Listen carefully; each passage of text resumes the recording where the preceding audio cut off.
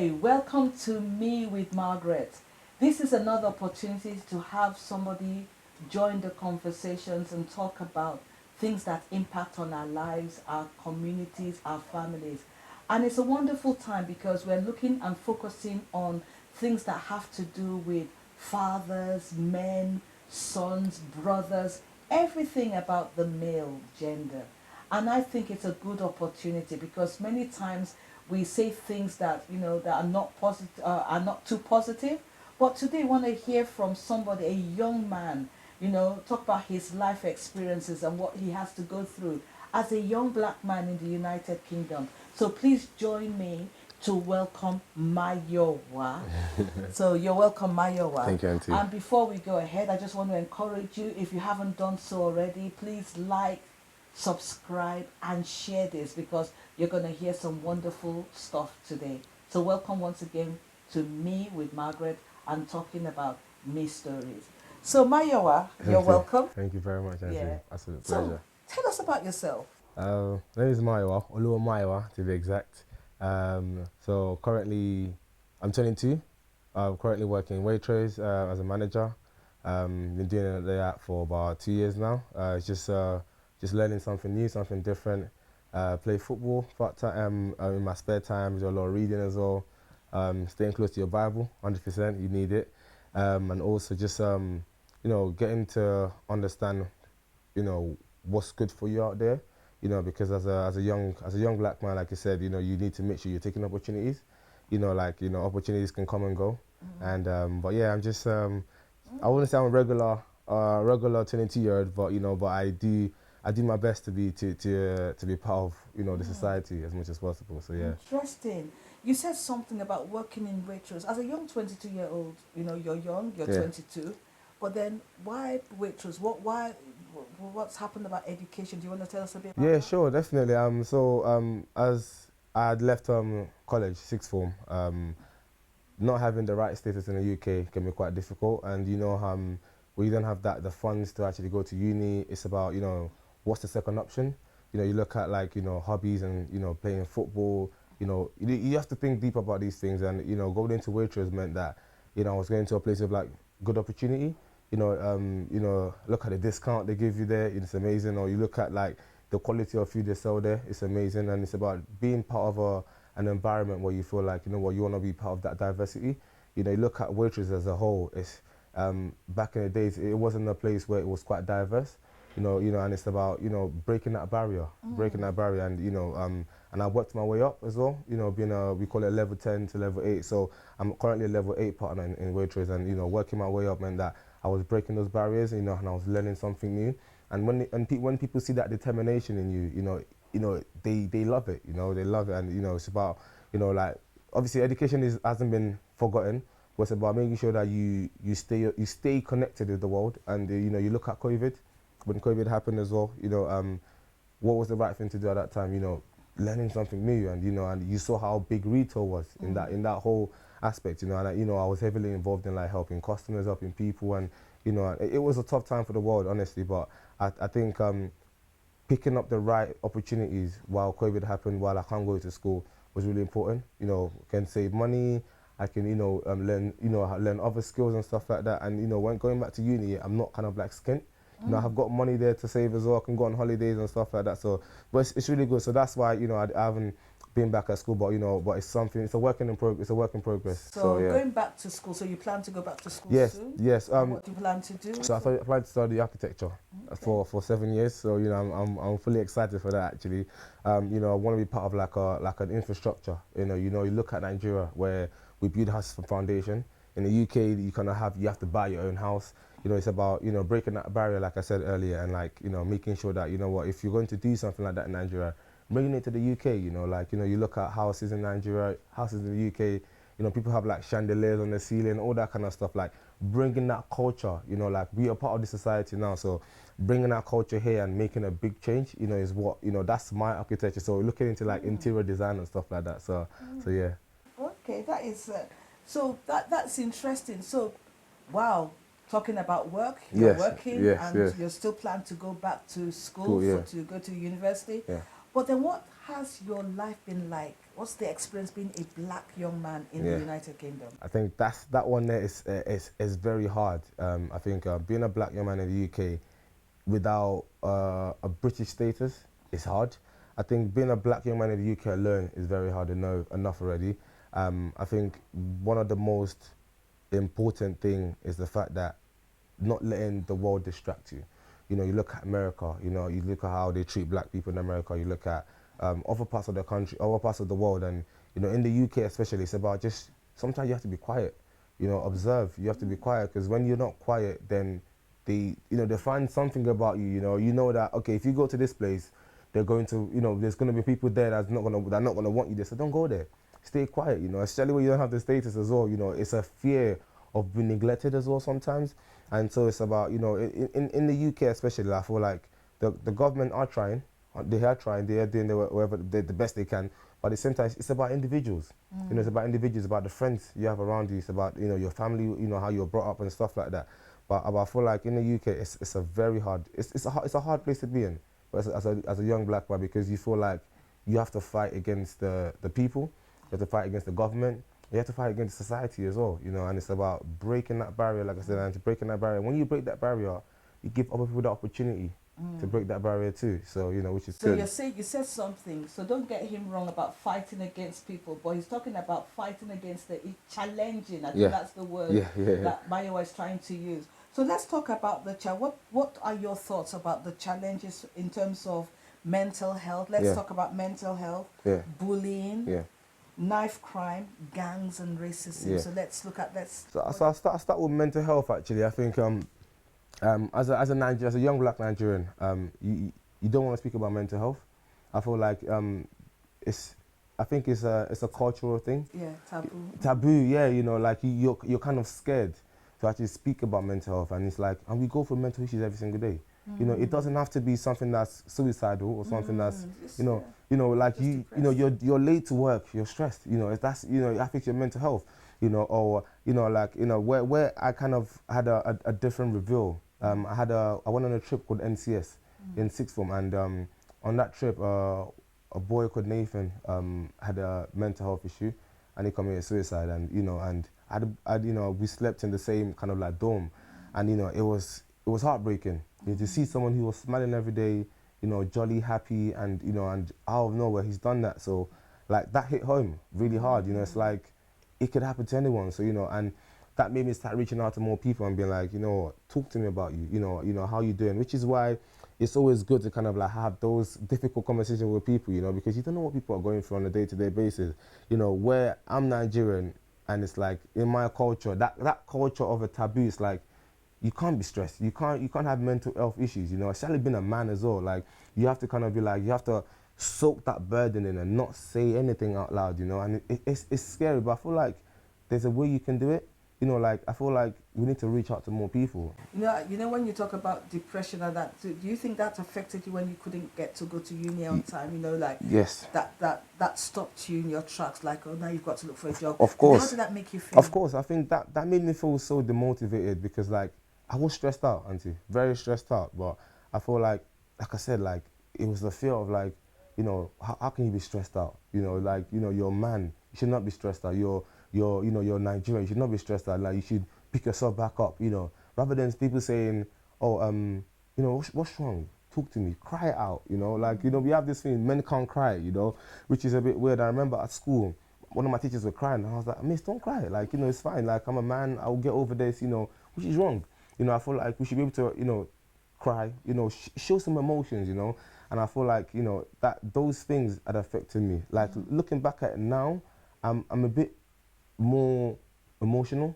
So, you know, I'm able to express my feelings a bit more, and I understand people better.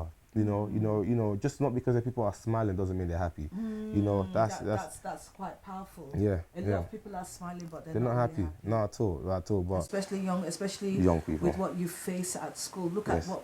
So that takes us to the next one: bullying. Bullying. Oh gosh. Bullying is very. I think it's one of those things that, you know what, like, it's, people don't see it as deep as, you know, in school you see bullying as, or picking on someone, but bullying can be anything. I think bullying can be, you know, laughing at someone's name.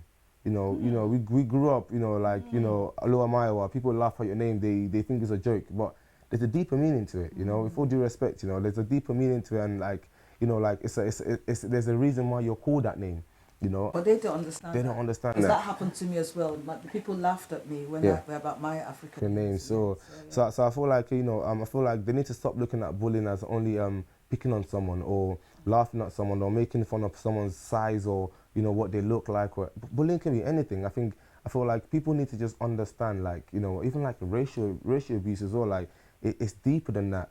People need to educate. We need more educating, like, especially in our society we live in, like, not even just with white people or Asian people, with black people as well, like, people of your own color. Like, people forget that, like, laughing, whatever you do to your people, other people will do to them as well. Using, if you call someone the N-word, other people will do it as well. It's because you use those words, and I have a friend who recently said to me that I don't like using that word because it's like, it's demotivating. It's declining who you are as a person, and it's like and it just goes down to the fact that if we don't educate others about, not just about race alone, educate them about the little things, my name, what I do, the food I eat, and why I do what I do, or it's not the end of of me. what, I mean, yeah.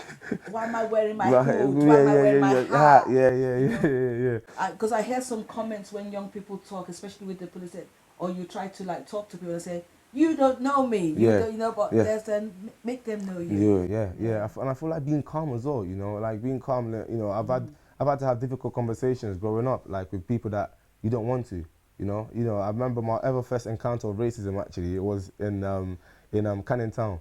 The bus driver seen me like waiting for the bus, and he just drove past me, and I remember I didn't see it as anything else. So you know what, he does, he probably doesn't care. And the lady just said to me, that's racist. Like, you didn't. And I'm like, racist? What's that about? Like, and you start to think about that. What is it because I'm black? Like, you start to, and it's because of education. I wasn't educated that if someone drives past you, if someone spits at you, they've been racist. I just say it as, you don't like me. I don't like you, don't like me. So I feel like, that bullying thing, especially as a young black man, like, you get picked on. You look at football, auntie, people do like monkey chants and all that kind of stuff and whatnot, or throw bananas on the football pitch, It's not nice, when it's on a bigger scale, and, what people do to tackle it, it's not, they don't do enough. And I feel like people like myself, I would love to be in a government situation and, say like, what, guys, like, I can't sit in your shoe, and you can't sit in my shoe either, like, it's very different. So I feel like educating a lot from young, the same way we want to educate kids about, what's it called, LGBTQ. Fine, let's educate people about how to treat others. Exactly. Let's make it a universal thing, because you want in where we're from, LGBTQ is not promoted. Which is, we need everyone to be aware of it. So but then also be aware of other stuff as well. Be aware of culture. That's important. The culture that people are migrating, coming to the country every day. And you don't understand that. Rather we let fear get in the way. So I feel like we need to merge all that things together. If you want us to learn, I understand LGBTQ, I understand all these stuff, but you take that to like Africa, it's not gonna happen, So it's about making sure everyone's aware. When everyone's aware, we can make things a universal thing, and everyone been educated from young, Like they say, racism is not, you're not born with racism. It's taught. It's taught, auntie, but so I feel like, the world has a long way to go, but it's about how we react to it. We need to have more people who react to things better. So yeah, definitely. Interesting talk. Let's go to another serious aspect, knife crime. Oh. You're a young person. What's your, do you believe that it's as it is? Are we doing enough? What's your take about people? If I want to say what I say as an adult and as a professional out there, we had a situation recently about the killing in Texas, and that's because they have the guns. Here we have the knives. Yeah. So you get angry, it's the knife. There was a story, was it last month or so? A 14-year-old got put in prison, because a girl challenged him that you have stopped videoing me, and he stabbed her in the neck. He's just 14. Yeah. Do we have to? What do you want to say about that? I think I went to school in Kennington, and you know, a lot of knife crimes happen in Kennington, Brixton, and all that kind of stuff. And you know, it's a parent's worst nightmare. It's a parent's worst nightmare when your kids, you don't know what your kids are doing out there. Kids are easily influenced. We spend more time outside of our house than we do at home, you know. And you know, especially when you're at school, you spend 6 hours at school. Then by the time you're on your way to school, on your way back from home, and all that kind of stuff, like because all these things happen, we need to make sure that we are spending more time with our kids. You know, I think we can't undo the bad things that happened already, but I feel like going forward, like if we don't spend time with our kids, if we don't spend time with our younger ones, they will go the wrong way. It's as simple as that, because when you don't have that parent's attention, you know, it's like in a relationship with a husband and wife. You know, if you don't give your wife attention, he's just. You're not married. So that means is there somebody around? I'm hoping so, Auntie. My God's grace.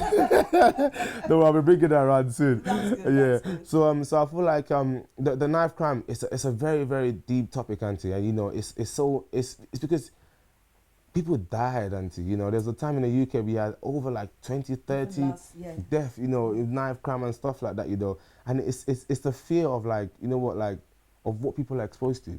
You know, people are what they're exposed to, and like, you know, like I said, like for me, I've always been I've not got time for this. You know, I have a future ahead.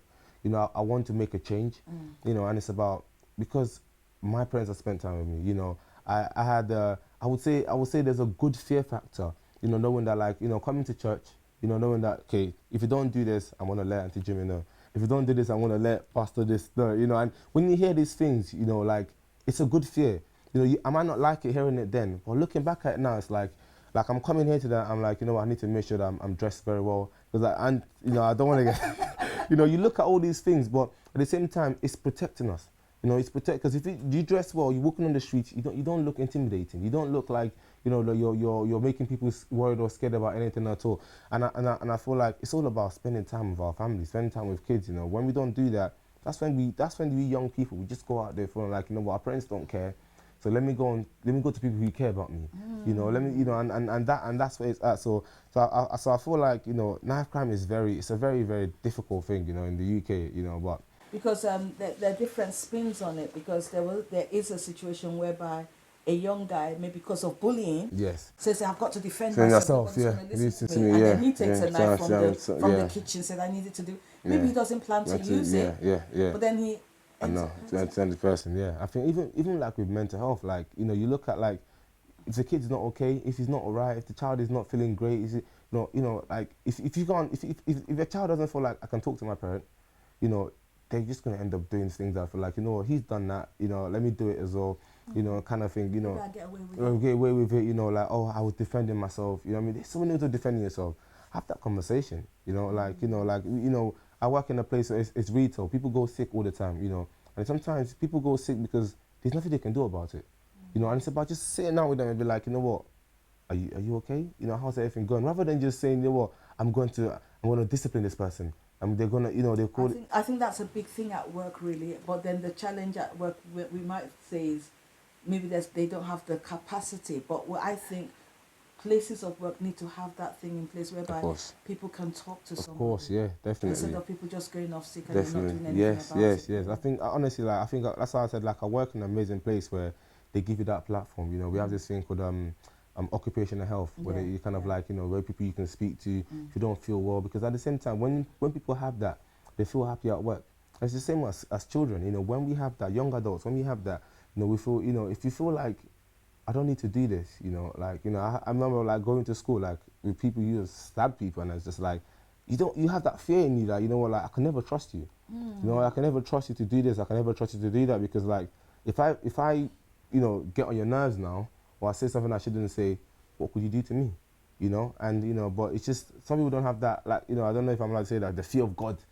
You know, people don't have that fear of God in them, that, you know what, that fear of God, that fear of, oh, that auntie, that uncle, you know, that shame that you bring to your family, you know, like I said, it brings it back to the name again. You shame yourself, you shame your name, you shame your family's name. You know, it's all of this, you know what I mean? So, you know, and when they don't have that, you know, people just, it's a difficult one, you know, but I really hope that, you know, that they can find a way to, like. I think it starts with you as a person, Of course. I Yeah. as a person, Yes. being that good role model, Of course. Yeah. like doing what we're doing now, Yeah. so that Yeah. somebody can hear out there. Definitely. So Mayowa, if you're going to talk to somebody, a Yeah. young person out there, a young person, a young black person that Yeah. might be struggling with their mental health, Yeah. struggling at school with Yeah. their studies, struggling because of COVID, struggling because of A levels, GCSEs, struggling to get the grades they want, Yeah. what would you say? I think So tell the, yeah. I think the most important thing to do is just like voicing yourself out. You know, going out there, speaking to friends, family, speaking to like people you feel comfortable speaking to. You know, like teachers in school. Like you use that platform. There's a lot of like helplines online. You know, calling those helpline and speaking to people on the phone and be like, you know what, tell them how you feel. You know, showing those emotions is very important because when you hide emotions in and one day it's gonna burst. And when it bursts, it's the worst time for it. It always happens at the worst time, never at a good time. So I feel like one of the most important things is just like speaking to your loved ones. Speaking to people who will care about you, people that will listen to you. And it's about the more you do these things, you see that it takes a better toll on you. You react better. You live better. You feel better about yourself as well. And this is why for me, like, I would say my go-to would be like reading the Bible, hearing the word of God. These are the things that I would go to. And not everyone's a Christian, and you don't want to force everyone to go down that route. But whatever you can do to make sure that you're getting yourself out there, you're getting your voice out there. You're not holding things in. It's the best way possible. Go to the GP. Speak to your doctor, speak to your teachers at school. The more you do these things, that way it's not inside of you too much. Because when it's inside of you, you become, it's like your body controls you. You want to control your own body. So yes, that's how I definitely think. Yeah. Interesting. Very wise for at Yeah. such a young age of Thank 22. you, Auntie. Thank you, Mayowa, Absolute pleasure, today. Auntie. It's been a pleasure having you. And like we said, this month is all about our boys, our sons, our brothers, our fathers, our men. Definitely. So I want to thank you for watching today. Watch this space. Please like, share, and subscribe because it's all about our men. You might not be a man, but you might know somebody that needs to listen to this. You might know a young man that needs to see, hear, and watch this. So thank you for watching me today, me with Margaret. See you next time. God bless.